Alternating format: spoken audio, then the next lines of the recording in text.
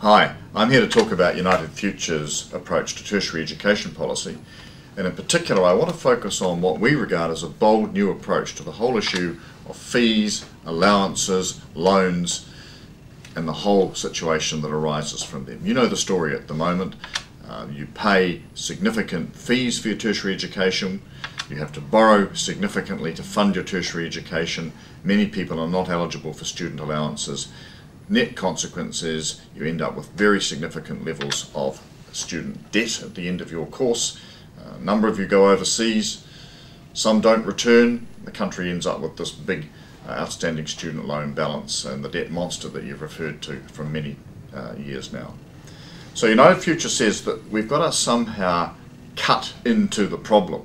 It's all very well doing what we're doing, and I'm part of making sure we get people to honour responsibilities and pay back their loans. That's good, but things won't change fundamentally unless we fundamentally shift the way in which the system works. So our policy is very simple. We would abolish fees for students, and we would trade off student allowances to cover that cost. So in other words, no fees, no allowances. There would be a modest government contribution to bridge a little bit of the gap.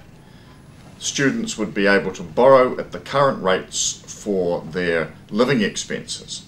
Net effect of that is that student loan borrowings would be cut by at least 60%, because that's roughly the fees component of what's borrowed at the moment.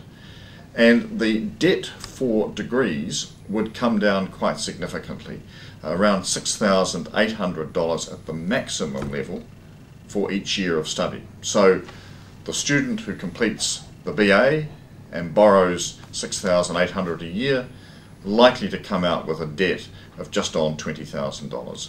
The student who takes engineering, medicine, or some other far more lengthy course will end up with a degree debt rather of around $40,000.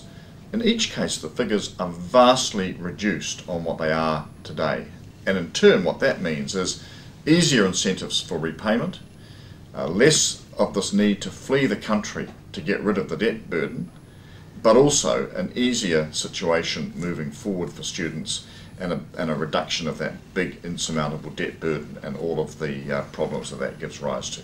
So that's what UnitedFuture's tertiary education policy for students advocates. I think it's a simple and straight way forward, and I think it would be effective, and it's certainly a radical approach in terms of what this country has done historically and what many others with similar sorts of structures are contemplating at the moment.